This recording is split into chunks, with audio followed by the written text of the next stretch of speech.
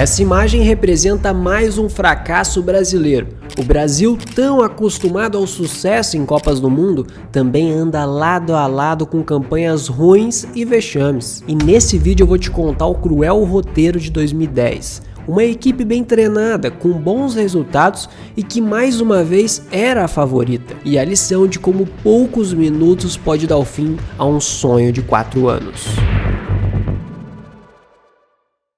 Antes, vamos voltar alguns anos no tempo, para a Copa do Mundo de 2006. O Brasil, pentacampeão em 2002, defendia o título e para isso reuniu alguns dos melhores jogadores do mundo. O treinador Carlos Alberto Parreira tinha à sua disposição o famoso quadrado mágico, com Ronaldinho Gaúcho, Adriano, Kaká e Robinho, além de outros nomes como Dida, Cafu, Juninho Pernambucano e Ronaldo. No papel, um Dream Team, mas na prática foi bem diferente. Com acusações de falta de comprometimento pelos torcedores e pela imprensa, o Brasil apresentou um futebol apático e decepcionante ao longo de toda a competição e foi eliminado nas quartas de final para a França, com gol de Thierry Henry.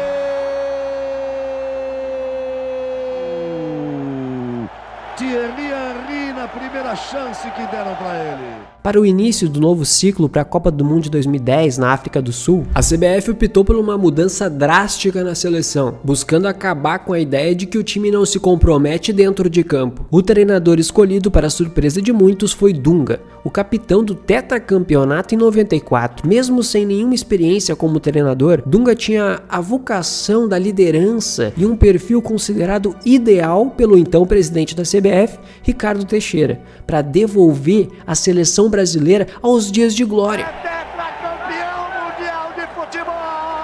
Em sua apresentação, Dunga destacou a vibração e a motivação como características fundamentais para sua equipe. É sorte, né? Que vão estar torcendo, que vão estar nos apoiando as nossas decisões e que vão estar do nosso lado em todos os instantes. E logo no segundo jogo no comando do Brasil, Dunga conquistou uma vitória de 3-0 contra a Argentina em um amistoso, com 2 gols de Elano e 1 de Kaká. A seleção se destacou por jogar como um time, um meio-campo forte e uma grande atuação coletiva eram os pilares. Os resultados ao longo do ciclo da Copa para a África do Sul acabaram aumentando a confiança do torcedor com a seleção e também com o técnico Dunga. O Brasil conquistou a Copa América em 2007, amassando a Argentina de Messi, Tevez e Riquelme na final por 3-0, com esse golaço do Júlio Batista, um gol contra e um do Daniel Alves. Cruzado!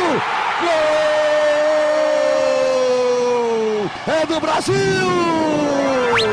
E nas eliminatórias terminou em primeiro lugar, com apenas 2 derrotas em 18 jogos. Diferente das equipes dos últimos anos, o futebol praticado pela seleção de Dunga era mais pragmático. O time apostava nos contra-ataques e na velocidade dos seus atacantes Robinho e Luiz Fabiano. Assim, o Brasil chegou até a Copa do Mundo de 2010 voando e era um dos favoritos para a conquista do hexacampeonato. No dia 11 de maio de 2010, Dunga divulgou a lista de 23 convocados que iriam para a África do Sul. O treinador tinha um critério muito claro. Chamou os jogadores que já estiveram com ele, seus homens de confiança, sem se importar se viviam boa fase ou não em seus respectivos clubes. Alguns nomes foram muito criticados, como o de Kleberson, que era reserva no Flamengo, e Júlio Batista, que pouco entrava no time titular da Roma. A lista final tinha como goleiro Júlio César, Doni e Gomes. Nas laterais, Maicon, Daniel Alves, Michel Bastos e Gilberto. Lúcio, Luizão, Juan e Thiago Silva como zagueiros. Lembrando que estamos falando de um sistema defensivo de jogadores que podia tranquilamente na época ser considerado como um dos melhores do planeta. Um meio-campo com Gilberto Silva, Felipe Melo, Josué, Kleberson, Ramires, Elano e Kaká. E no ataque, Júlio Batista, Robinho, Luiz Fabiano, Nilmar e Grafite. Do meio para frente, a conversa já era um pouco diferente. Tínhamos grandes jogadores, mas que não eram dos principais clubes do mundo. Tem jogadores do Wolfsburg, Sevilha, Vila Real, Galatasaray, Roma. Mas o que chamou a atenção da imprensa e dos torcedores foram as ausências na convocação. Ronaldinho Gaúcho e Adriano ficaram de fora por opção do treinador, assim como os jovens talentosos Neymar e Paulo Henrique Ganso, que em 2010 encantavam o futebol brasileiro em uma geração brilhante de meninos da vila. A juventude e a falta de maturidade dos jovens foi um motivo para que Dunga não os levasse, mesmo com os dois dizendo que estavam preparados para uma Copa. O comprometimento e a confiança eram muito mais importantes naquele momento do que o talento pro Dunga. Eu tenho uma lembrança que na época foi um grande alvoroço na mídia, e a ausência desses jogadores aumentou a pressão da seleção como um todo. O sorteio colocou o Brasil no grupo G, considerado por alguns como o grupo da morte, com Portugal de Cristiano Ronaldo, Costa do Marfim de Didier Drogba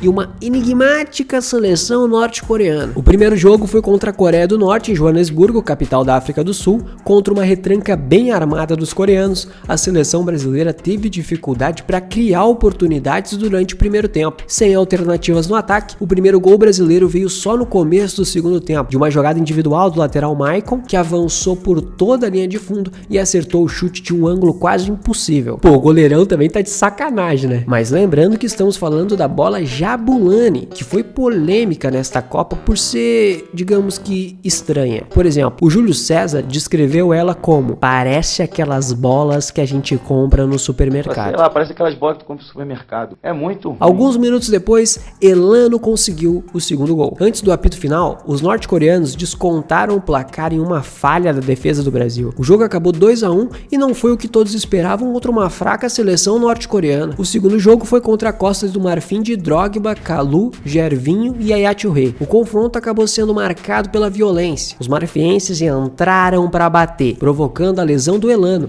que não voltou a atuar naquela Copa. Dito isso, o Brasil foi a campo com a mesma escalação do primeiro jogo: Júlio César no gol, Maicon na lateral direita, Lúcio e Juan fechando a zaga, com Michel Bastos na esquerda, Gilberto Silva e Felipe Melo na volância, enquanto o meio-campo era composto por Elano, Kaká e Robinho. No ataque, Luiz Fabiano. Pelo lado brasileiro, o grande destaque da partida foi ele, esse mesmo, o fabuloso Luiz Fabiano, que deu fim a um jejum de 6 jogos sem marcar pela seleção e anotou 2, sendo um deles um gol antológico, com 2 chapéus para cima do adversário e um voleio sem deixar a bola cair.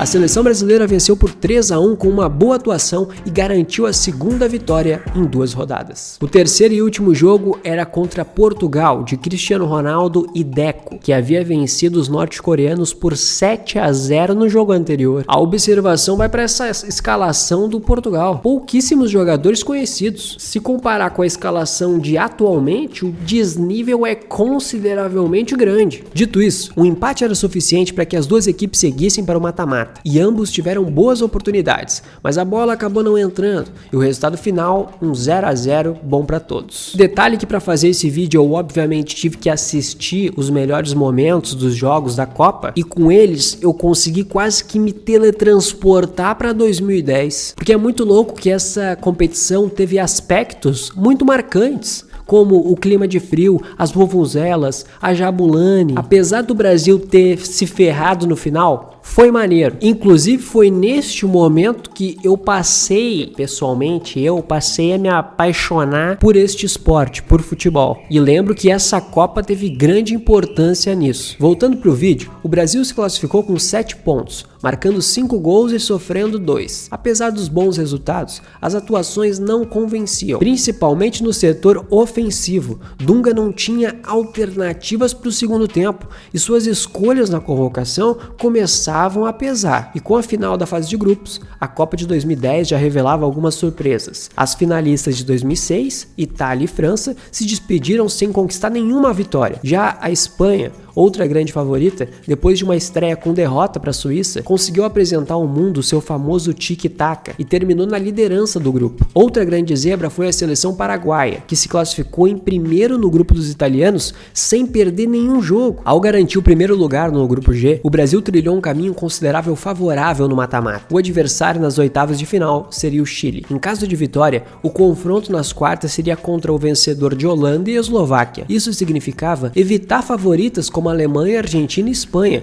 que estavam do outro lado da chave. Parecia tudo alinhado para o Brasil chegar longe. Mas antes de eu te contar o restante da história, se inscreve aí no canal para receber mais vídeos como esse. O confronto das oitavas de final contra o Chile foi, digamos que, o mais fácil. Até porque quando os chilenos enxergam uma oportunidade para apanhar para o Brasil, eles agarram essa oportunidade com tudo. É aquele ditado: tá em crise, chama o Chile. Mas vale dizer, o Chile não era tão ruim. Eles haviam se classificado com o mesmo número de pontos que a Espanha. Inclusive, já era essa base de seleção chilena que viria a ser campeão da Copa América em 2015 e 2016. O treinador do Chile, Marcelo Bielsa, exibia um estilo de jogo ofensivo oposto à equipe do Dunga, que encontrou a vitória nos contra-ataques, com gol de Juan de cabeça, Luiz Fabiano driblando o goleiro e Robinho. Um 3-0 que animou os torcedores e colocou o Brasil nas quartas de final para enfrentar a Holanda. A seleção holandesa passou pela fase de grupos com 3 vitórias e eliminou nas oitavas de final a Eslováquia por 2-1. Tinha um quarteto poderoso com Robben, Sneijder, Kuyt e Van Persie. Era uma equipe fortíssima e um adversário difícil. Mas não havia dúvidas que o Brasil chegava com favoritismo para o jogo. A camisa pesa. Enquanto os brasileiros foram a campo com Júlio César no gol,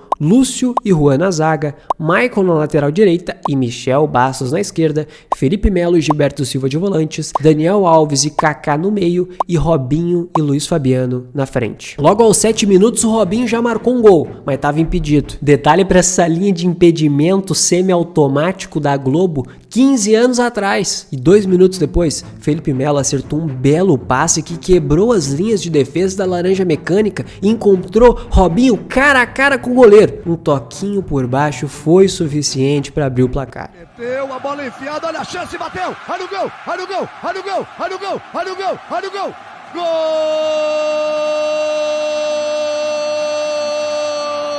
É do Brasil! Durante os primeiros 45 minutos, o Brasil dominou os holandeses. Uma atuação quase impecável, relembrando os melhores momentos da era Dunga. Ainda no primeiro tempo, o Kaká meteu esse chutaço em que o goleiro fez uma grande defesa. 8 anos depois, veríamos quase que um replay, só que contra a Bélgica. A seleção brasileira foi para o intervalo com 1-0 de vantagem, mas a certeza de que estava jogando melhor que o adversário. Quando a bola volta a rolar no segundo tempo, vem a maré de azar. Aos 8 minutos, Sneijder faz um cruzamento da intermediária em direção à área do Brasil. O goleiro Júlio César erra a saída e bate em Felipe Melo. A bola desvia na cabeça do volante e entra no gol. Esse lance abalou demais a confiança da equipe, que era a mais experiente do torneio. A abalada seleção toma mais um baque com um gol de virada dos holandeses aos 23 minutos do segundo tempo. Em cobrança de escanteio de Robben, o jogador da Holanda desvia e Sneijder completa de cabeça. 2-1. Aí vem o cruzamento por baixo! Gol!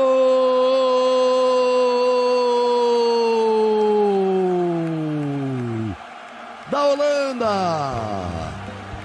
Sneijder! Número 10. Naquilo que o Brasil tem de forte, que é a bola na área, toma 2 gols de cruzamento.